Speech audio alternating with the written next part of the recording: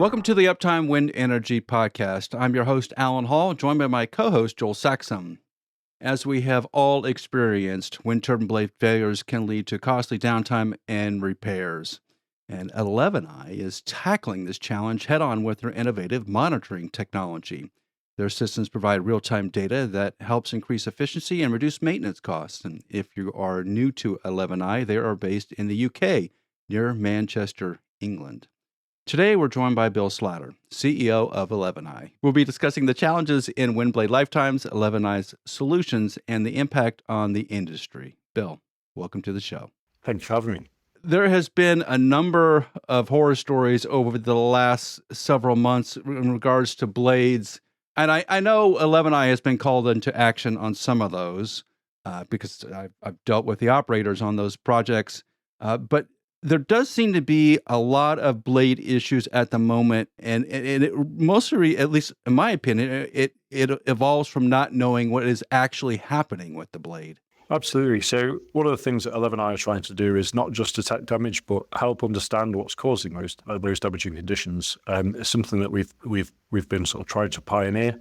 Is picking out what causes damage, not just picking out when it's happened. Is that already too late?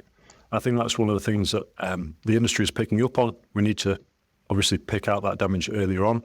But what would happen if we could actually get to the point where we're preempting damage and stopping it happening? So I think, Bill, that's one of the things, of course, we've known each other for a couple of years now. And that was one of the things that originally, when I was in my blade life, attracted me to you and your solution. Of course, I like working with you because you're a nice guy. But on the other side of that, it is what 11i brings to the table as far as its CMS technology. And you immediately caught me when we had our first call and you showed me a presentation about, and you're like, this is an active movement of what's happening in the blade now. And your guys are doing things rather than, hey, we've detected a crack. It's, we have these physics engines. We're trying to do, we're looking at modeling fatigue over lifetime. We're trying to understand why these issues are happening, or being able to warn operators or give them flags of like, hey, you're overloaded here, or you've got this going on before. And what we feel like a lot of other CMS systems do, they're like, hey, problem, flag, come and inspect. So can you walk us through a little bit about kind of what sets the 11i solution apart from the rest of that blade CMS marketplace? Absolutely. I mean, I think one of the sort of things that perhaps differentiates us from some of our competitors is that we're active in a number of sort of similar markets. So we've got systems that are being used in blade test facilities to help understand the blade behavior when they're in that testing phase. We've also been used by OEMs to help understand the behavior of wind turbine blades that are the newest. It's a prototype turbine, and they want to know how that may differ from models and actually see how that blade behaves in the real world. So the type of work that we do in these engineering projects really help us to understand what real life looks like and what blade behavior should be, or maybe it shouldn't be. And that helps us then get to the point where we can help people understand what is causing that damage. And also, I've said that before, but we have detected damage when it's occurred. We've also been dropped onto blades that they know have damage or very high susceptibilities to damage and successfully detected those damage modes.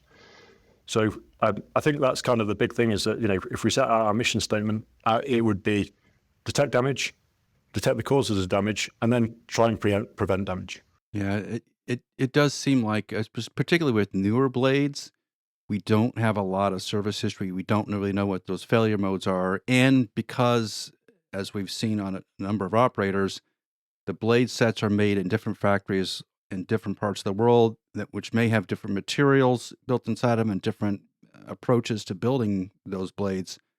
The mechanical response of a set of blades on a particular turbine may not be the same response as the turbine next to it. That is a huge problem area at the moment for the wind industry. What do we do about that?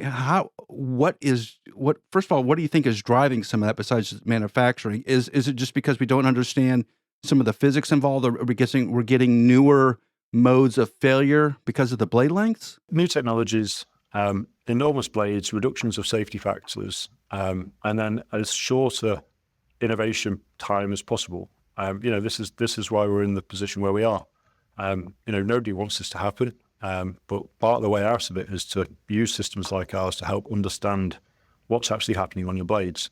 The blades are generally fairly neglected in terms of condition monitoring. Some of the bigger blades may have some sort of load sensing systems in there, but it's not something that has been done as commonplace yet. But obviously the industry knows that requirement is coming. We want to be part of it.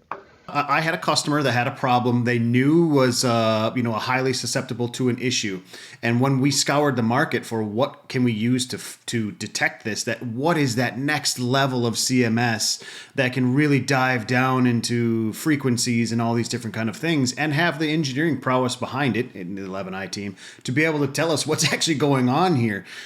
We used you guys, and that installation was basically on that project. Now, of course, I'm sure they're all different, but on that project, it was 3 sensors in each blade, all amalgamated to one control box with power and comms to it.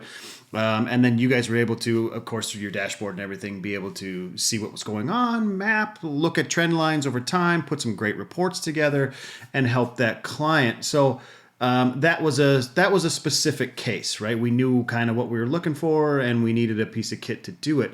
And I think what makes it something that shines to me here is that Alan and I have regular conversations with, say, like R&D test systems, testing big blades and doing fantastic things in that realm. But there's just some reality to putting sensors in advanced sensors and understanding what's happening out in the real world. Because you can only test so much, even if it's hybrid testing, throw in some AI, some machine learning, the biggest freaking 25 megawatt generator test beds and all these things. You can only test so much in a lab, but you really need to be able to dive in to get real data in the field. So that's something I think that sets you guys apart, the ability to collect that high frequency, real good data to be able to do the engineering projects from. And what I want to ask you is, and of course, in respect to any NDAs that you have in place, is there anything that you can share with us of like a brief case study of something you guys have done or a problem you've solved for someone in the field? I mean, there's a number of case studies. The project that we worked together is helping a customer understand the certain behavior that they wanted to eliminate. And through that project, we also picked up on some other anomalous behavior that we detected. So whenever we get involved in any of these projects, we try and, there's often a problem statement from the customer, but we always will deploy all of our analytical methods to that data and highlight that to the customer. So I won't go too deep into what was found there, but we didn't just go, we went outside the scope of what we set out to do.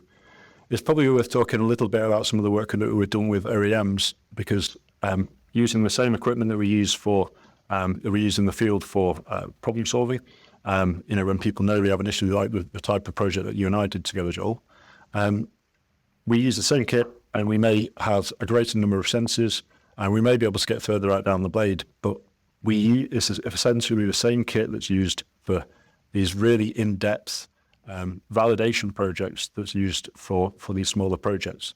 And obviously, every time you do a project, there's learnings from that. So the more systems we get out there, the more we're able to offer all of our customers. And I hope that sort of that makes sense to you guys. It does. And as we have worked with a lot of operators that are buying 10 turbines, 100 turbines, several hundred turbines, I'm always shocked that they don't know much about the blade performance before they start operating those turbines, and they don't implement some sort of more integrated monitoring system onto the blades to actually see how the blades are performing in their particular site. And this is where I want to get into the little magic that 11i has in terms of what you're actually doing to the blades and what you're monitoring on the blades. It is a relatively simple device from the outside, but you are putting some pretty smart brains into the blades. Absolutely. So, what we set out to do is something that's easily field deployable. I think I probably when we talked previously, I told you where my background was. How I got into wind was through transport monitoring of newly built wind turbine blades. And I tried to use off-the-shelf kit, but none of it did the job that we wanted it to do. That led me into the development of our system. We can deploy our system in around half a day, so that'll be between two and three sensors per blade, and then some work in the hub, and everything's on the rotating side.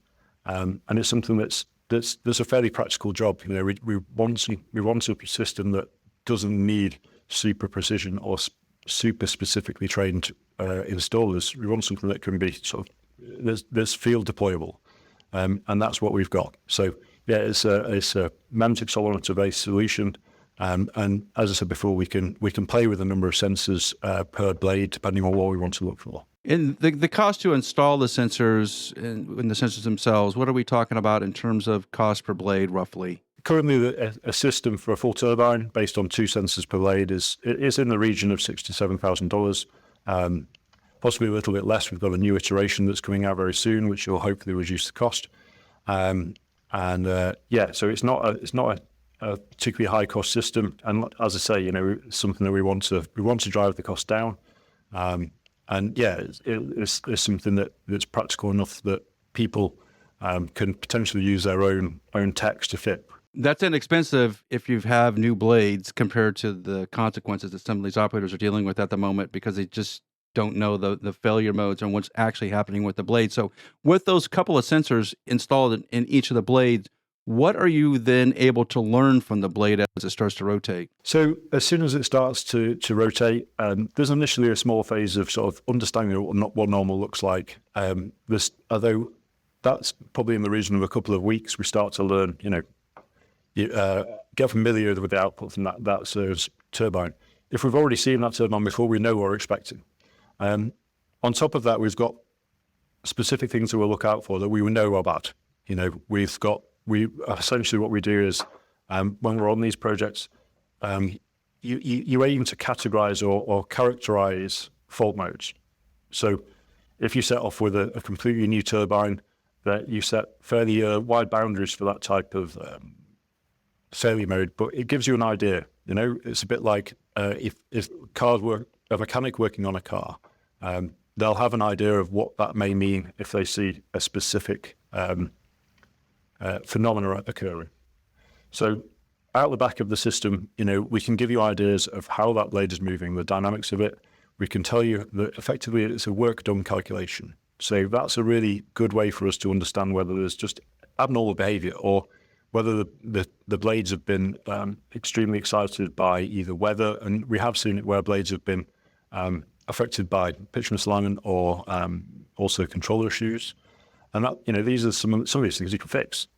We pick it out, and it's something that was And I think one of the things that we want to do is help people understand what some things will get ignored because they're not necessarily affecting how much energy the turbine's producing, but it could be damaging that blade. There's those secret things that people that you don't really necessarily understand. Or have vision on, because it's sort of it could be something minor that you overlook within the SCADA data, but the reality is that there's a fairly significant knock on to how much energy that those blades are experiencing. So we've also detected a number of blade cracking faults and also root connection issues. So the root bolt connection is something that we've seen a couple of times where basically using our sensors we can pick out either the delamination or just loose connections. All right. So for $6,000 roughly, you have an instrumented turbine. If you're spending, especially now, Joel, when you're buying, it's essentially no one's buying less than a 2 megawatt generator. So it's about $2.5 million to somewhere in the 7 megawatt generators we're starting to see onshore at the minute. You're paying upwards of $9-10 million for those generators. $6,000 seems like it's simple money to ensure that your turbine is operating properly and the blades are operating the way you think that they are. That makes complete sense to me. there's a competitive landscape, right? There's quite a few different systems out there. So what do you see for the future of this? Is a pretty broad question, but what do you see for the future of Blade CMS? Is it going to be something that everybody's going to start to implement? Are you still going to see onesie twosies here and there for special cases, or what is your thoughts on that? I'd imagine that people will prioritize high value problems. So we may see, people doing more trials on problematic platforms. All of the OEMs have got issues, so there's plenty to go at.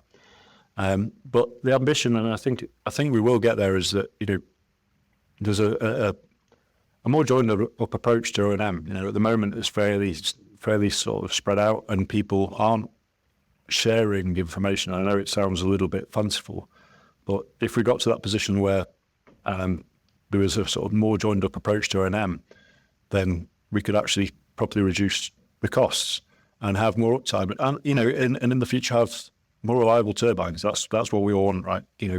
For us, it's a double-edged sword. We see these big blade issues, and we're in the right place for it. But the reality is, it's not good for the wind industry. And we've run into a lot of blade teams at operators that really struggle to get data. I'm always shocked by this, that the first thing they want to know in any sort of blade defect situation that they're trying to evaluate, they're handcuffed all the time because they just don't have any information. And then, is it a serial defect? Where else should I be looking for this? They just don't have the tools. And then it makes sense for, especially 11i, to come in and provide the tools necessary to complete this task. And I know you've been working with a number of operators. What does that interface look like with the blade engineers when they come to you and say, hey, I think we're having problems, please help? What happens next? So usually we'd obviously have a meeting to discuss how we get the system installed. And if we're working with people with blades teams, then very often we'll meet directly once a week, depending on the severity of the issue, maybe once every other week. It all depends on the issue, really. But we also work really well with other ISPs. So in the past, we've worked with some of the companies that you've had on here before. It's a fairly small world, and that offers basically working with them offers a full solution to the customer of not just what's wrong, but what do you do about it, and how to do it. And that's a very key thing for us. So that's something we're very interested in doing, is working with people that not only do we just say, hey, this is the problem, but then there's that next step of fixing it, and that's what we want to happen, and the customer wants to happen. Well, how quickly can you get some turbines instrumented and get that dashboard going and start getting those blade engineers some real hard data? If we've got the systems on the shelf, then we'll end up with, if it's in the US, then generally we'll have the systems out there within 2 to 3 weeks. And as I say, depending on the requirement and the fitting crew, we'd hope to have. I'd say the first system will usually take a day, and then the subsequent systems will take around half a day. As soon as those systems are turned on, then we'll start getting useful data. And as I say, we've got a sufficient analytical tool library that we can start being useful from day one, and then the real depth and the learnings come from when you've had a period of learning from that turbine. The ambition for us is that we're fitted for long-term projects, and we can help people understand the type of the behaviour of their blades and the life, potentially use that information for lifetime extension or for O&M scheduling. We can help you. You can tell you straight away which turbines are seeing more high energy events, and it's really interesting seeing this on wind farms. You can have turbines that are only a few hundred meters apart, and they're seeing radically different levels of energy on those blades. And when I say energy, basically they're much higher movements from on one turbine. Bill, let me ask you a question then. Have you been approached by any of these? So, because we did patent reviews and some other things we were talking about the other day, and there's the Windescos and all these wake steering ideas. Have you been approached by someone to validate one of these wake steering ideas offshore? We may have talked to somebody about that, because obviously, that then it starts getting really interesting, right? Because it's that big picture stuff, and that's very exciting.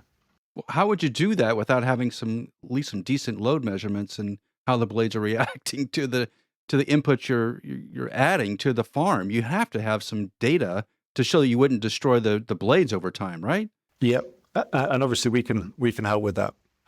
So we can give you those comparative loads for the individual blades, and yeah, that's pretty straightforward. If we want, we can also calibrate to give a absolute strain measurement or load measurement, sorry, as well, which is something we've done in the past. Yeah, if I was someone deploying any new platform, specifically in a new geography as well, and in difficult places, remote places, offshore, even like Alan, in my mind, the one that comes to, of course, SunZia, because SunZia's 2 brand new turbine models out in the middle of nowhere in New Mexico. It would be nice to have some of those turbines instrumented because it's a new geography, it's a new turbine type, and just to understand what's actually happening in those blades as they experience their first few seasons, at least. In production, because that's like we said earlier in the recording here, we've been ramping up rotor sizes so fast and we're so far ahead of this curve, and we're trying to save weight and we're affecting tolerance and those kind of things as these blades grow. So I think it's smart for people to start doing this from the development side. So where are your customers right now, Bill? Where in the world? The majority of our customers are in the US. We've got some in Europe as well, but the US just seems a little bit braver in adoption of new technologies. I think the European market is, it's a bit more mature, and they do things the way they do it. But that's changing. Anecdotally, we've had customers that we spoke to years ago, right at the inception of 11i, and they've been having problems.